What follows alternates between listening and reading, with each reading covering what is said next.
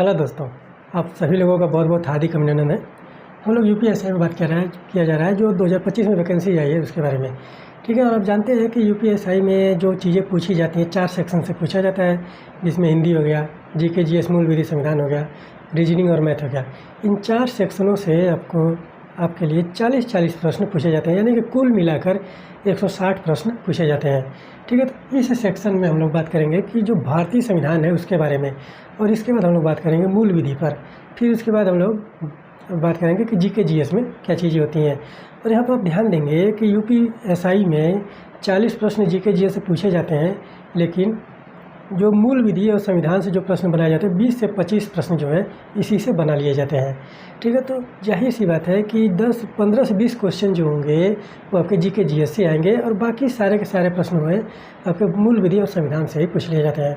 तो इसीलिए हमने पहले भारतीय संविधान में बात करना शुरू किया है, और इसके बाद हम लोग मूल विधि पर बात किया जाएगा कि मूल विधि कैसे होते हैं, कौन कौन से हैं और उनमें क्या क्या प्रावधान है। ठीक है, जो एग्ज़ाम के पॉइंट ऑफ व्यू से जो महत्वपूर्ण है सिर्फ उन्हीं चीज़ों पर हम लोग बात करेंगे। ज़्यादा बात करने का कोई मतलब नहीं होता, क्योंकि वो टाइम टेकिंग होता है, समय भी जाएगा और चीज़ें भी कंप्लीट नहीं हो पाएंगी। तो इसीलिए हम लोग एग्ज़ाम के पॉइंट ऑफ व्यू से जितनी भी महत्वपूर्ण चीज़ें हैं सिर्फ उन्हीं पर बात करेंगे। ठीक है, तो आज हम लोग बात करेंगे संविधान की प्रस्तावना। ठीक है, प्रस्तावना से पहले आप देखेंगे कि भारतीय संविधान में बहुत सारी चीज़ें हो चुकी हैं, और प्रस्तावना पर हम लोग बात करेंगे। और प्रस्तावना में आप जानते हैं कि 26 जनवरी 1950 को अब भारतीय संविधान लागू हुआ था, और उसी समय भारतीय प्रस्तावना को भी उसमें शामिल किया गया था। और यहाँ पर ध्यान देंगे कि भारतीय प्रस्तावना पे जो सबसे ज़्यादा प्रभाव पड़ता है, भारतीय प्रस्तावना पर सबसे ज़्यादा प्रभाव पड़ता है जो 13 दिसंबर 1946 को, ठीक है, 13 दिसंबर 1946 को जो उद्देश्य प्रस्ताव लाया गया था, 1946 को उद्देश्य प्रस्ताव। ठीक है, तो यहाँ पर ध्यान दीजिएगा, उद्देश्य प्रस्ताव। और 13 दिसंबर ये 1946 को तो उद्देश्य प्रस्ताव लाया गया था। और किसने लाया था, और यहाँ पर देखेंगे कि जवाहरलाल नेहरू हैं, पंडित जवाहरलाल नेहरू, पंडित जवाहरलाल नेहरू। ठीक है, तो यहाँ पर ध्यान दीजिएगा, तो पंडित जवाहरलाल नेहरू के द्वारा उद्देश्य प्रस्ताव भारतीय संविधान सभा में पेश किया गया था, और इसी का सबसे ज़्यादा प्रभाव जो है भारतीय संविधान की प्रस्तावना पर देखने को मिलता है। और इसी को आप देखेंगे कि 22 जनवरी 1947 को अपना लिया गया, संविधान सभा द्वारा अपनाया गया। ठीक है, तो यहाँ पर ध्यान देंगे कि 22 जनवरी 1947 को संविधान सभा द्वारा अपनाया गया। ठीक है, और इसी का सबसे ज़्यादा प्रभाव जो है भारतीय संविधान की प्रस्तावना पर पड़ता है। और भारतीय संविधान की प्रस्तावना का जो सोर्स है, जो स्रोत है, शक्ति का जो स्रोत है, यहाँ पर ध्यान देंगे, भारतीय संविधान की प्रस्तावना के शक्ति का जो स्रोत है वो कौन है, शक्ति का स्रोत। यहाँ पर ध्यान देंगे कि शक्ति का स्रोत जो है वो है भारत की जनता। ठीक है, भारत की जनता, यानी कि भारत की जनता के द्वारा सारी चीज़ें की जाती हैं। जो देखेंगे कि जड़ है, यानी कि जो शक्ति का जड़ है भारत में, वो भारत की जनता है। ठीक है, और जनता के द्वारा ही सारी चीज़ें इलेक्टेड की जाती हैं, यानी कि सिलेक्ट की जाती है, चुनाव होता है। ठीक है, तो यहाँ पर ध्यान देंगे।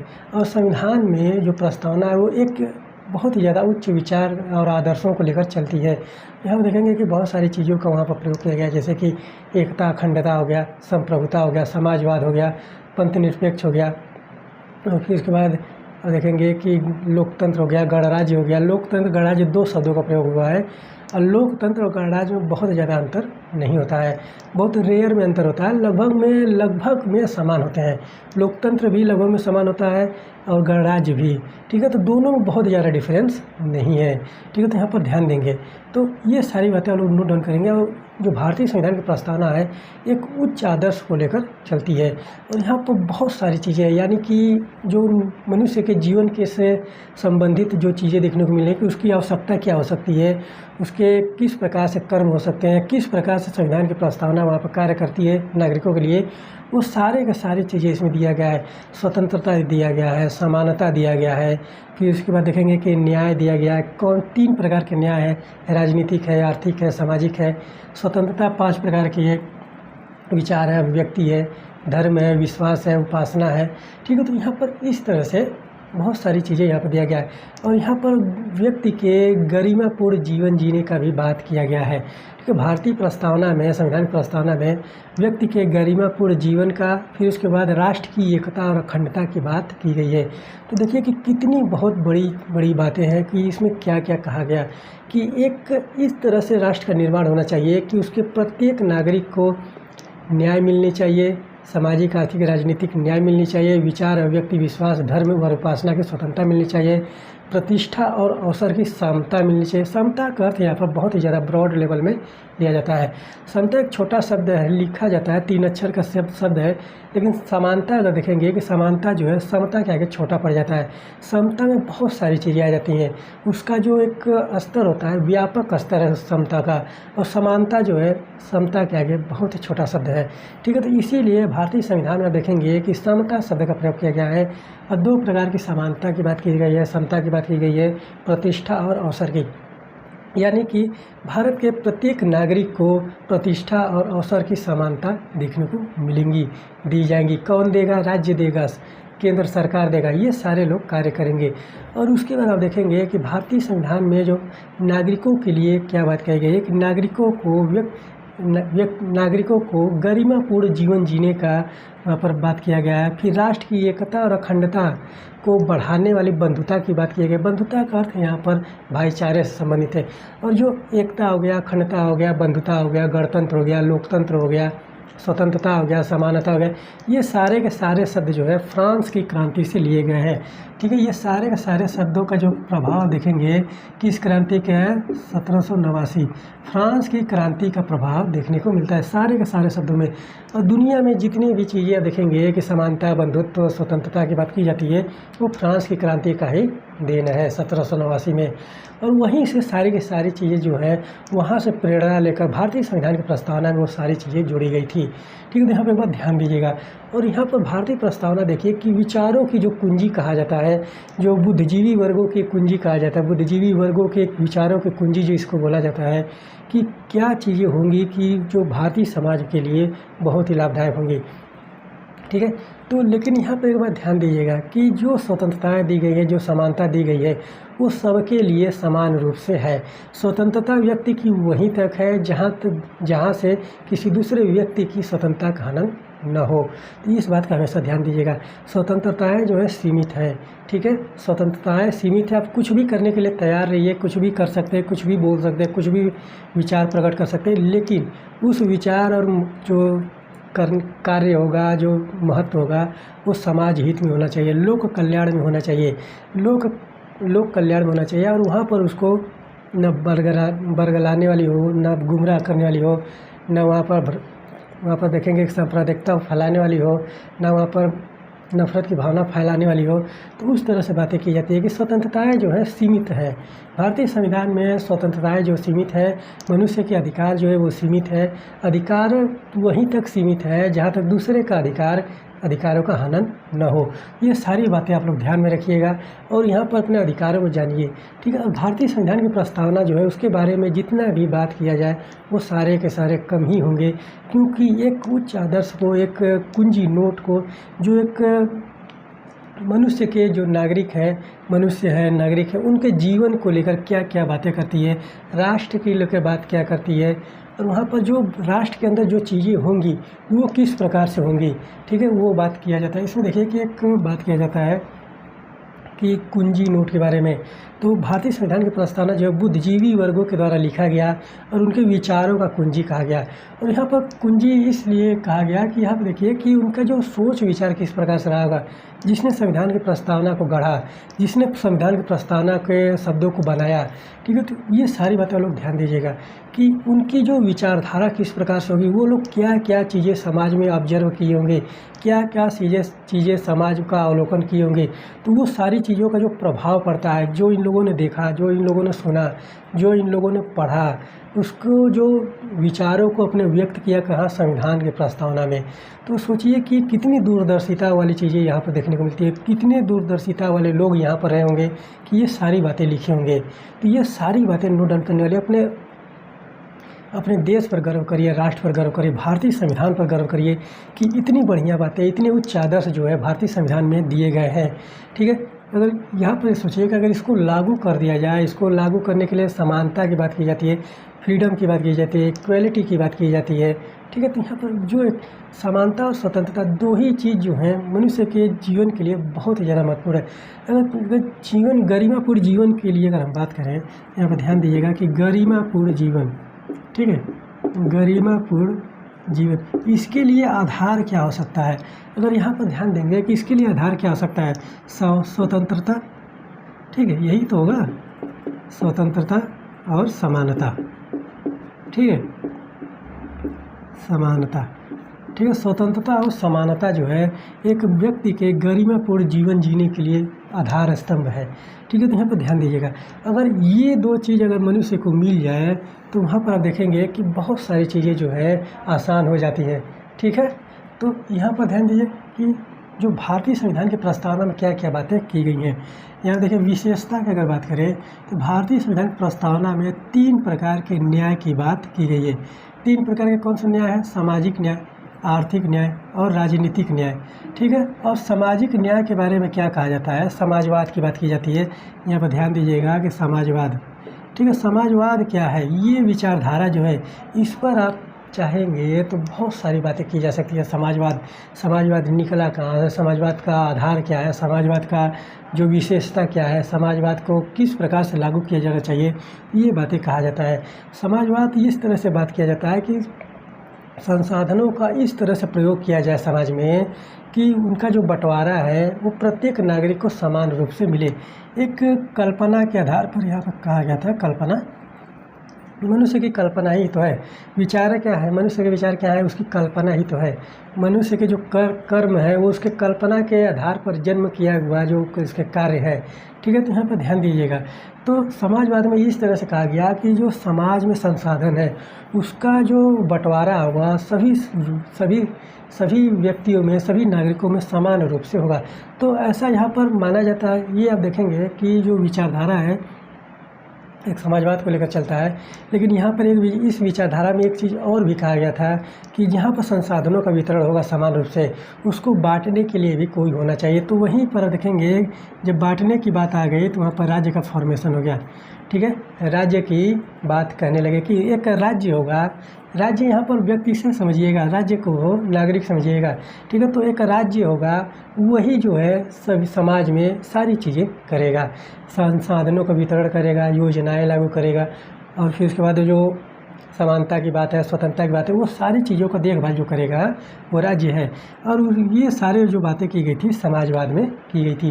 और इस पर आप लोग कमेंट करेंगे, वहाँ पर सुझाव देंगे तो इस पर एक सेपरेट लेक्चर बन जाएगा और बहुत ही बेहतरीन तरीके से। फिर उसके बाद देखिए आर्थिक से आप समझते हैं कि जो अर्थव्यवस्था की चीज़ें हैं, जो आर्थिक चीज़ें हैं, ये मनुष्य के जीवन को सुचारू रूप से चलाने के लिए बहुत ही ज़्यादा महत्वपूर्ण है, ठीक है। मनुष्य के गरिमापूर्ण जीवन को जीने के लिए जो सबसे महत्वपूर्ण चीज़ है वो आर्थिक है, ठीक है। फिर उसके बाद राजनीति, यानी कि वहाँ पर राजनीति की बात इसलिए की जाती है कि जो न्याय व्यवस्था है, जो प्रशासन व्यवस्था है, और जो यहाँ पर जिस तरह से ब्यूरोक्रेसी काम करती है उसके बारे में वहाँ पर बात किया जाता है कि हर प्रत्येक नागरिक को वहाँ पर न्याय जो है वो पूर्ण रूप से मिले, चाहे किसी भी प्रकार के न्याय हो वो समान रूप से मिले, प्रत्येक नागरिक का समान अधिकार होगा एक न्याय पर, ठीक है। तो इस तरह से बातें जो है वहाँ पर राजनीतिक न्याय के बारे में बात किया जाता है। फिर इसको देखिए कि प्रस्तावना में 5 प्रकार की स्वतंत्रता है। 5 प्रकार की स्वतंत्रता। विचार की स्वतंत्रता से इस तरह है कि आप देखेंगे कि अनुच्छेद 19(1), ठीक है, अनुच्छेद 19(1)(a) में विचार एवं अभिव्यक्ति की स्वतंत्रता दी गई है। यानी कि आप कुछ भी बोल सकते हैं, कुछ भी सोच सकते हैं, ठीक है, कुछ भी बोल सकते हैं। विचार और अभिव्यक्ति की स्वतंत्रता में आप कुछ भी बोल सकते हैं, कुछ भी कर सकते हैं, कुछ भी सोच सकते हैं, लेकिन वहाँ पर किसी के अधिकारों का हनन न हो, किसी की स्वतंत्रता का हनन न हो। तो उस तरह की बात की जाती है कि आप कुछ भी बोलिए, कुछ भी सोचिए, लेकिन वहाँ पर लोकहित में हो, जन कल्याण में हो, राष्ट्र की एकता अखंडता के बारे में हो। तो वो सारी बातें यहाँ पर की जाती है कि विचार की स्वतंत्रता, अभिव्यक्ति की स्वतंत्रता। फिर उसके बाद देखिए कि धर्म आप देखेंगे कि अनुच्छेद 25 से लेकर 28 तक के जो बातें की जाती हैं, अनुच्छेद 25 से 28 तक जो भारतीय संविधान के भाग 3 के मौलिक अधिकारों में दिया गया है धार्मिक स्वतंत्रता के बारे में कि कोई भी धर्म हो भारत में, कोई भी जो संप्रदाय हो, धर्म हो, संप्रदाय हो, तो वो अपने जो धर्म प्रचार प्रसार की वहाँ पर स्वतंत्रता उसकी रहेगी। लेकिन यहाँ पर धर्मांतरण को इल्लीगल माना है, धर्मांतरण को अवैध घोषित किया गया है। यहाँ पर ध्यान दीजिएगा, धर्म का अर्थ है कि आप अपने धर्मों का अपना स्वतंत्र रूप से मान सकते हैं, प्रचार प्रसार कर सकते हैं, उसकी उपासना कर सकते हैं, पूजा स्थल बना सकते हैं। ये सारी बातें जो है धर्म के बारे में, धर्म की स्वतंत्रता में बात किया गया है।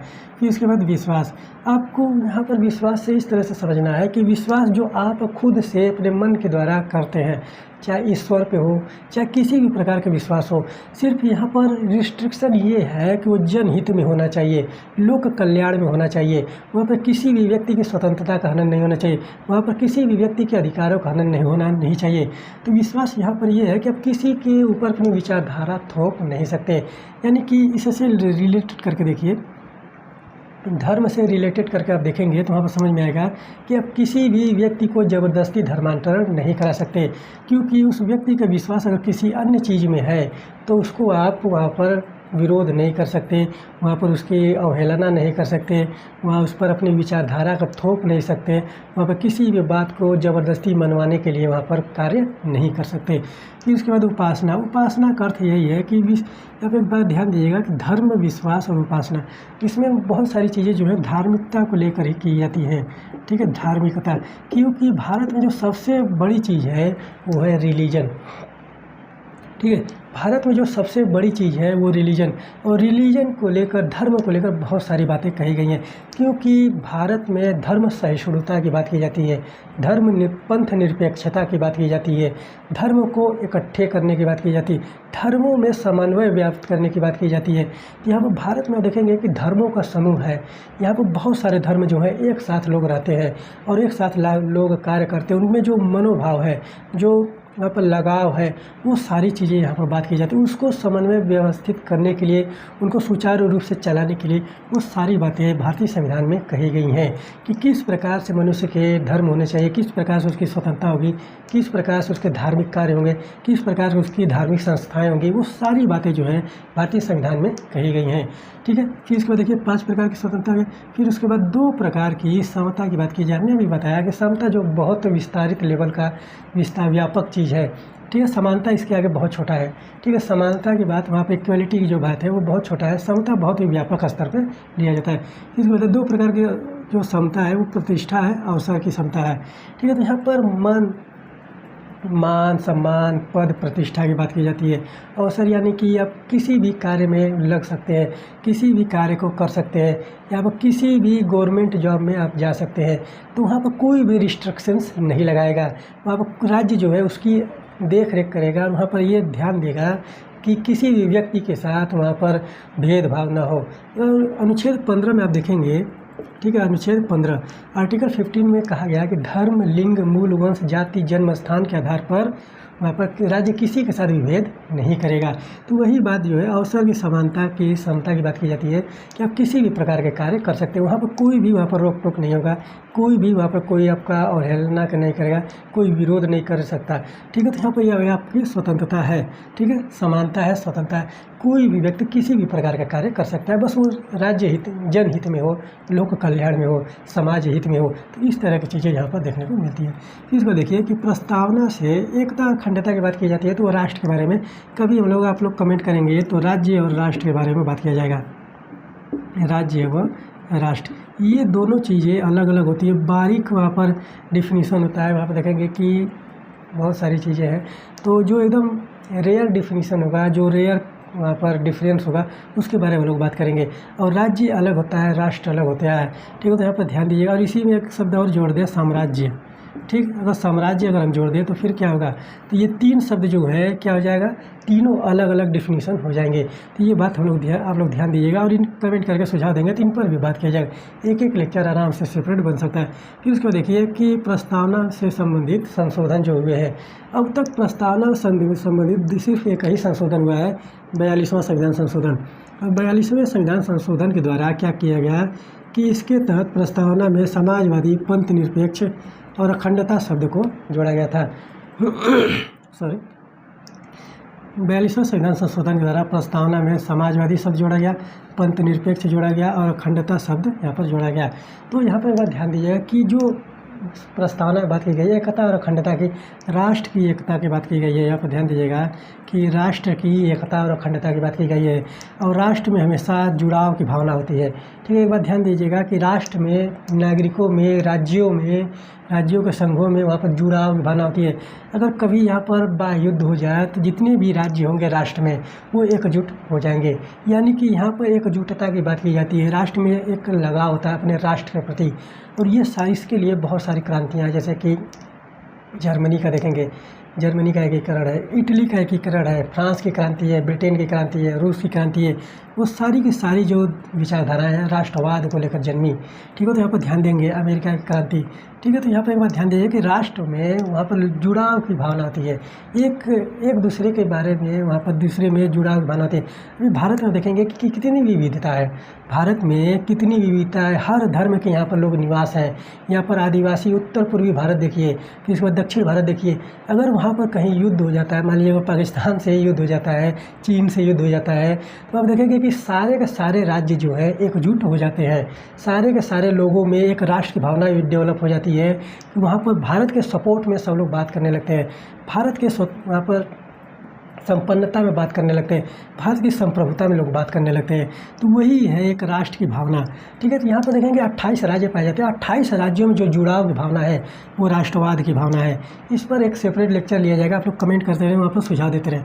फिर इसके बाद देखिए कि 42वें संविधान संशोधन द्वारा 3 शब्द जोड़े गए थे, समाजवाद, पंथ निरपेक्ष और अखंडता। फिर इसको देखिए कि संविधान से प्रस्तावना संबंधित जो वाद है, जो केसेज हुए, भारतीय संविधान की प्रस्तावना संबंधित जो केस हुए, 2 केसों का नाम याद रखिए जो महत्वपूर्ण है। भारतीय संविधान की प्रस्तावना से 2 ही केस महत्वपूर्ण है। पहला जो केस है बेरूबाड़ी बनाम भारत संघ, 1960 का ये केस है। बेरूबाड़ी बनाम भारत संघ 1960 का केस है और इसमें कहा गया प्रस्तावना संविधान का अंग नहीं है। बेरूबाड़ी में ही कहा गया था कि प्रस्तावना जो है संविधान का अंग नहीं है, यह राजनीतिक विचारों की कुंजी है। ठीक है, और इसीलिए आप देखेंगे कि भारतीय संविधान में प्रस्तावना के लिए कोई अनुच्छेद नहीं है, वो अलग से ही जोड़ा गया है। और यहाँ पर अगर प्रस्तावना को भारतीय संविधान का अंग नहीं मानते हैं तो भी उसमें कोई बहुत बड़ा हर्ज नहीं है। लेकिन यहाँ पर बेरूबाड़ी में कहा गया कि संविधान की प्रस्तावना जो है भारतीय संविधान का भाग नहीं है। यहाँ पर ध्यान दीजिए, दूसरी बात जो केस है वो केशवानंद भारती बनाम केरल राज्य है 1973 का। केशवानंद भारती बनाम केरल राज्य 1973 का वाद है। तो इसमें कहा गया कि प्रस्तावना जो है संविधान का अंग है, प्रस्तावना जो है संविधान का अंग है, यानी कि उसको संविधान में यहाँ पर शामिल कर लिया गया। और इसी में देखेंगे कि जो केशवानंद भारती बनाम केरल राज्य है, इसी में मूल ढांचे का सिद्धांत दिया गया था और मूल ढांचे के अंतर्गत ही वहाँ पर संविधान की प्रस्तावना को उसमें शामिल कर लिया गया था। और मूल ढांचे का सिद्धांत ये कहता है कि भारतीय संसद जो है संविधान के किसी भाग में संशोधन कर सकती है, लेकिन संविधान के मूल ढांचे में संशोधन नहीं कर सकती। ठीक है, तो यहाँ पर ध्यान दीजिएगा। तो वो कौन सा वाद है? केशवानंद भारती बनाम केरल राज्य है। ठीक है, फिर इसके बाद देखिए कि प्रस्तावना से संबंधित जो विद्वानों के मत है, प्रस्तावना से संबंधित जो विद्वानों के मत हैं वो किस प्रकार से हैं। ठीक है, तो यहाँ आप देखेंगे कि जो संविधान का प्रारूप तैयार किया गया था वो प्रारूप समिति के द्वारा तैयार किया गया था, और जो संविधान लिखा गया था वो प्रारूप समिति के सदस्यों के द्वारा ही लिखा गया था, और जो जोड़ा गया संविधान में वो प्रारूप समिति के सदस्य और अन्य सदस्यों के द्वारा ही। और भारतीय संविधान में 60 देशों से ऊपर के देशों का जो प्रावधान उसमें लिया गया था। ठीक है, तो यहाँ पर ध्यान दीजिए कि विद्वानों ने क्या कहा, अल्लादी कृष्णा स्वामी ये प्रारूप समिति के सदस्य थे। फिर यहाँ देखिए सविनयों ने कहा कि संविधान की प्रस्तावना हमारे दीर्घकालिक सपनों का विचार है। देखिए कि कितनी बड़ी बात है कि संविधान की प्रस्तावना जो है हमारे दीर्घकालिक, यहाँ पर देखिए कि दूरदर्शिता का शब्द जो है दीर्घकालिक, यानी कि उनके सोचने विचारने की क्षमता देखिए कितनी दूरदर्शिता वाली विचारधारा थी कि संविधान की प्रस्तावना हमारे दीर्घकालिक सपनों का विचार है। देखिए कितनी बड़ी बात है। फिर इसको देखिए कि के मुंशी कन्हैया लाल मणिकलाल मुंशी, ठीक है, कन्हैया लाल मणिकलाल मुंशी ये भी आप देखेंगे कि प्रारूप समिति के सदस्य थे। इन्होंने कहा कि प्रस्तावना हमारे संप्रभु लोकतांत्रिक गणराज्य का भविष्य फल है। ठीक है, तो भविष्य यहाँ पर देखिए कि कितनी बड़ी बात है कि कितने लोग सोचे थे, कितने उन लोगों की विचारधारा किस प्रकार से थी, क्या दूरदर्शिता सोच रही होगी उन लोगों की। उन्होंने भविष्य के लिए ये सारी चीज़ें तैयार की थी कि प्रत्येक नागरिक को किस प्रकार से अधिकार मिलने चाहिए और किस प्रकार से वहाँ पर शासन प्रशासन की व्यवस्था चलनी चाहिए। फिर इसको देखिए कि ठाकुर दास भार्गव ठाकुर दास भार्गव देखेंगे कि संविधान सभा के सदस्य थे, वहाँ पर प्रारूप समिति के सदस्य नहीं थे, लेकिन संविधान सभा के सदस्य माने जाते हैं। इन्होंने कहा कि प्रस्तावना जो संविधान की आत्मा है, प्रस्तावना संविधान की कुंजी है, प्रस्तावना संविधान का आभूषण है और प्रस्तावना जो है संविधान का सबसे सम्मानित भाग है। प्रस्तावना जो है संविधान का सबसे सम्मानित भाग है। तो सोचिए कि प्रस्तावना को लिखा किस तरह से गया होगा, कितनी विचारधाराएं इसमें शामिल की होंगी, कितनी विचारधाराओं को पढ़ा गया होगा, कितनी किताबों को पढ़ा गया होगा, तब जाकर वहाँ पर कहीं एक शब्द यहाँ पर जोड़ा गया होगा कि ऐसा क्या शब्द जोड़े कि वो प्रत्येक नागरिक के लिए, एक राष्ट्र के लिए, एक राज्य के लिए वो किस तरह से वहाँ पर समानता की भावना लेकर आए, किस प्रकार शासन प्रशासन की व्यवस्था की जाए, किस प्रकार से न्यायिक व्यवस्था की जाए। तो वो सारी बातें देखिए कि प्रस्तावना में दी गई हैं और विद्वानों के कितने जो सुलझे हुए विचार थे, कितनी दूरदर्शिता वाली सोच थी इन लोगों की कि इन्होंने प्रस्तावना को इस प्रकार से लिखा था। ठीक है, फिर देखिए कि एम हिदायतुल्लाह के बारे में एक बात तो यहाँ पर ध्यान दीजिएगा कि ये एकमात्र ऐसे व्यक्ति हैं जो भारत के मुख्य न्यायाधीश और भारत के राष्ट्रपति पद पर भी कार्यरत रह चुके हैं। ये भारत के प्रेसिडेंट भी रह चुके हैं, ठीक है, और ये सुप्रीम कोर्ट के मुख्य न्यायाधीश भी रह चुके हैं। सुप्रीम कोर्ट के मुख्य न्यायाधीश और भारत के प्रेसिडेंट के रूप में यानी कि राष्ट्रपति और मुख्य न्यायाधीश के रूप में जो एकमात्र व्यक्ति ने कार्य किया है वो डॉक्टर एम हिदायतुल्लाह है। ठीक है, तो यहाँ पर बात ध्यान दीजिएगा और इनसे प्रश्न पूछ लिया जाता है। ठीक है, यहाँ पर फिर उसको देखिए कि पंडित जवाहरलाल नेहरू ने भारतीय संविधान की प्रस्तावना को क्या माना है, आत्मा माना है। भारतीय प्रस्तावना जो है भारतीय संविधान की आत्मा है। तो यहाँ पर एक बात ध्यान दीजिएगा कि भारतीय प्रस्तावना को भारतीय संविधान की आत्मा मानने वाले कितने लोग हैं। वो देखिए जवाहरलाल नेहरू एक हो गए, फिर इसके बाद ठाकुर दास भार्गव दो हो गए और फिर इसके बाद एम हिदायतुल्लाह जो है वो तीन हो गए। और इन्होंने एम हिदायतुल्लाह ने तुलना किया था कि प्रस्तावना जो है अमेरिका की स्वतंत्रता के घोषणा के समान है, बल्कि उससे कहीं ज़्यादा है। इन्होंने एक स्वतंत्रता से भी बढ़कर वहाँ पर प्रस्तावना को माना है और उन्होंने कहा कि यह संविधान की आत्मा है। ये एम हिदायतुल्लाह की बातें हैं। और आगे देखिए कि पंडित जवाहरलाल नेहरू ने भी प्रस्तावना को भारतीय संविधान की आत्मा माना था।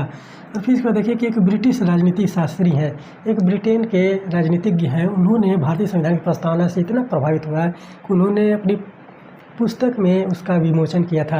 और ये सोचिए कि भारतीय संविधान तो लागू हुआ 1950 में ही, भारतीय 26 जनवरी 1950 का, और 1951 में ही इनकी पुस्तक आती है और उसी पुस्तक में इन्होंने भारतीय संविधान की प्रस्तावना का विमोचन किया था, वहाँ पर उल्लेख किया था। और वो व्यक्ति कौन है, अर्नेस्ट बर्कर जो है वहाँ पर ब्रिटिश राजनीति शास्त्री है और उन्होंने कहा कि प्रस्तावना लिखने वाले को राजनीतिक बुद्धिजीवी कहा, प्रस्तावना लिखने वालों को राजनीतिक बुद्धिजीवी कहा है। तो यहाँ पर जो प्रश्न पूछ दे कि प्रस्तावना लिखने वाले को राजनीतिक बुद्धिजीवी किसने माना है, तो अर्नेस्ट बर्कर है, ये ब्रिटेन से है। ठीक है, तो यहाँ पे ध्यान दीजिएगा कि ब्रिटेन के राजनीति शास्त्री है। फिर उसके बाद देखिए, और इन्होंने कहा कि कुंजी नोट है, यह भारतीय संविधान का कुंजी नोट है। तो एक बात यहाँ पर ध्यान दीजिएगा कि ठाकुर दास भार्गव ने प्रस्तावना भारतीय संविधान की कुंजी माना है, लेकिन अर्नेस्ट बर्कर ने कहा कि भारतीय संविधान की प्रस्तावना जो है वो कुंजी नोट है। यहाँ पर ध्यान दीजिएगा। फिर इसके बाद देखिए कि इनकी एक पुस्तक आती है, principles of social and political theory. Principle of social and political theory जो है 1951 की पुस्तक है और इसी में भारतीय संविधान की प्रस्तावना का उल्लेख वहाँ पर अर्नेस्ट बर्कर ने किया है। ठीक है, तो यहाँ पर जो प्रस्तावना से संबंधित जो चीज़ें हैं वो सारी की सारी कंप्लीट होती हैं। और यहाँ पर आप देखेंगे कि यहाँ से आप देखेंगे कि बहुत सारे प्रश्न जो है प्रस्तावना से पूछ लिए जाते हैं, संशोधन से पूछ लिए जाते हैं, विद्वान के मत पूछ लिए जाते हैं। संविधान की प्रस्तावना में कितने प्रकार के न्याय की बात की जाती है, कितने प्रकार के वहाँ पर स्वतंत्रता की बात की जाती है, कितने प्रकार की समता की बात की जाती है, ये सारे प्रश्न पूछ लिए जाते हैं। और यहाँ पर एक प्रश्न सॉलिड प्रश्न बनता है, विधिवत एकदम बेहतरीन प्रश्न बनता है कि जो भारतीय प्रस्तावना है जो शक्ति का स्रोत है, भारत में जो शक्ति का स्रोत है वो कौन है। तो वो भारत में शक्ति का स्रोत, वहाँ पर संविधान नहीं है, वहाँ पर केंद्र सरकार नहीं है, न राज्य सरकार, भारत की जनता जो है वहाँ पर भारत में शक्ति का स्रोत है। क्योंकि भारतीय प्रस्तावना में का जो पहला ही शब्द है, हम भारत के लोग। ठीक है, हम भारत के लोग, भारत को एक संप्रभु संपन्न लोकतंत्रात्मक गणराज्य बनाने की बात करते हैं। तो उस तरह से जो बातें की जाती है वो आप देखेंगे कि यहाँ पर भारतीय प्रस्तावना में देखने को मिलता है। तो यहाँ पर एक बात ध्यान दीजिएगा कि जो शक्ति का स्रोत भारत में, जो शक्ति का जड़ है, जो शक्ति का मूल है, वो कौन है? भारत की जनता है। ठीक है, तो यहाँ पर एक बात ध्यान दीजिएगा। तो ये सारी बातें आप लोग प्रस्तावना से नोट डाउन करिए और इससे ज़्यादा प्रश्न कहीं नहीं पूछे जाते हैं। ठीक है, तो ये सारी बातें नोट डाउन करिए और अपने कमेंट को करते रहिए, सुझाव देते रहिए। ज़रूर बताइए कि कैसा लगा, अच्छा है, कमियां हैं, बुरा लगा। तो सारी बातें आप लोग बताएंगे तो उसमें भी सुधार करके और भी चीज़ें लेकर आएंगी। और यहाँ पर चैनल को से जुड़ते रहे, यहाँ पर सारी चीज़ें आप लोगों के लिए निःशुल्क रहेंगी। और जो लोग तैयारी करने वाले, जो तैयारी कर रहे हैं, जो तैयारी करना चाहते हैं, उनको भी आप लोग बताइए और उनको भी बताइए, क्योंकि यहाँ पर जो सारी चीज़ें दी जाएंगी आप लोगों के एग्ज़ाम के पॉइंट ऑफ व्यू से बहुत ही ज़्यादा महत्वपूर्ण होंगी। आप लोग नोट्स भी बना सकते हैं। ठीक है, तो चलिए मिलते हैं अगले लेक्चर में, कल के लेक्चर में। तब तक के लिए धन्यवाद।